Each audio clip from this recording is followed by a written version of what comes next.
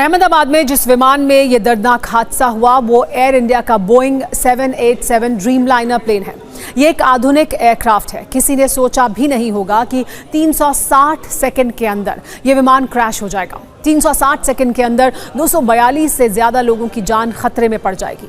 आपको इस विमान की कुछ जानकारी दे दें। इसे एयर इंडिया ने लंबी उड़ानों के लिए खरीदा था। 15 वर्ष में पहली बार बोइंग 787 ड्रीमलाइनर विमान क्रैश हुआ है। ये विमान 12 वर्ष पुराना है। सितंबर 2012 में एयर इंडिया के बेड़े में इसे शामिल किया गया था। यहाँ पर यह भी जानना जरूरी है कि ड्रीमलाइनर बोइंग 787 की औसत उम्र 12 से 13 वर्ष होती है। इस विमान की और विशेषता ये भी है कि ये mid size twin engine wide body jet है। बैठने की क्षमता की अगर बात करें तो इसमें 18 सीटें बिजनेस क्लास में होती हैं, 238 सीटें इकोनॉमी क्लास में होती हैं। आज की अगर बात करें तो इस विशेष उड़ान में AI-171 में 230 यात्री थे और 12 क्रू के सदस्य सवार थे, जो इसकी कुल क्षमता के अनुरूप है। इस विमान को लंबी दूरी की उड़ान के लिए विशेष तौर पर डिजाइन किया गया है। बोइंग 787 ड्रीमलाइनर विमान एक बार में 13,620 किलोमीटर की उड़ान भर सकता है। इसके अलावा यह विमान कार्बन कंपोजिट सामग्री से बना है, जो इसे हल्का और 20% अधिक ईंधन कुशल बनाता है। इस विमान की अनुमानित लागत 2.18 हजार करोड़ रुपए है।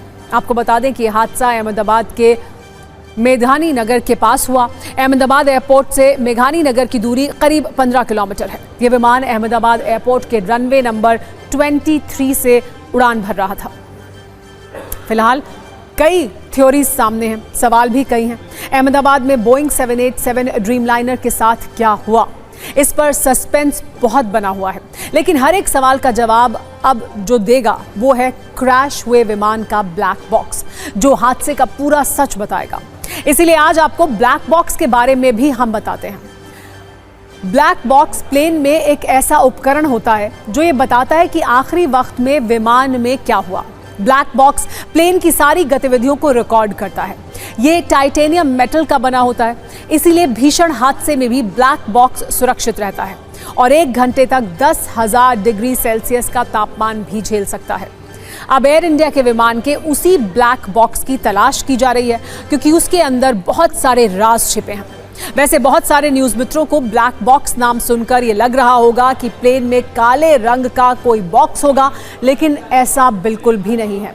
दरअसल ब्लैक बॉक्स नारंगी रंग का एक बॉक्स होता है, जिसे फ्लाइट डेटा रिकॉर्डर भी कहते हैं। ये ब्लैक बॉक्स उड़ान के दौरान विमान का पूरा डेटा जमा करता रहता है। ब्लैक बॉक्स को प्लेन के पिछले हिस्से में रखा जाता है।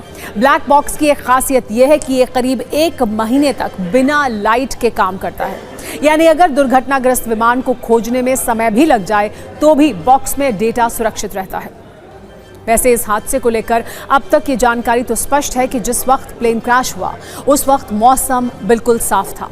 इसलिए ऐसा अंदेशा है कि किसी तकनीकी दिक्कत की वजह से ही विमान हादसे का शिकार हुआ होगा।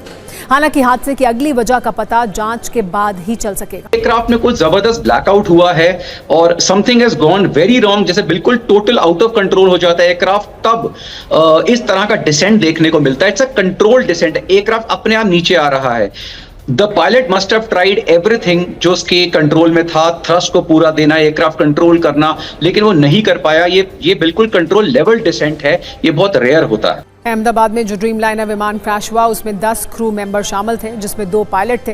विमान की कमान विमान के कैप्टन सुमित सब्बरवाल के पास थी और उनके साथ फर्स्ट ऑफिसर क्लाइव कुंदर थे। कैप्टन सुमित सब्बरवाल काफ़ी अनुभवी पायलट थे। उन्हें 8,200 घंटों का विमान उड़ाने का अनुभव था, जबकि दूसरे पायलट क्लाइव कुंदर को 1100 घंटे विमान उड़ाने का अनुभव था। यही फर्स्ट ऑफिसर भी थे। विमान में आम तौर पर 2 पायलट होते हैं, जिसमें एक सीनियर और एक जूनियर पायलट होता है। सीनियर पायलट को कैप्टन और जूनियर को फर्स्ट ऑफिसर कहते हैं। DGCA ने यह बताया है कि सुमित सब्बरवाल LTC थे, यानी लाइन ट्रेनिंग कैप्टन, यानी ऐसे पायलट जो सिर्फ विमान ही नहीं उड़ाते थे बल्कि जूनियर्स को ट्रेनिंग भी देते थे। ऐसी स्थिति में इस बात की और भी ज़्यादा रहस्य गहरा गया है। इसकी जांच की जाने की ज़रूरत है कि हादसे के कारण क्या है।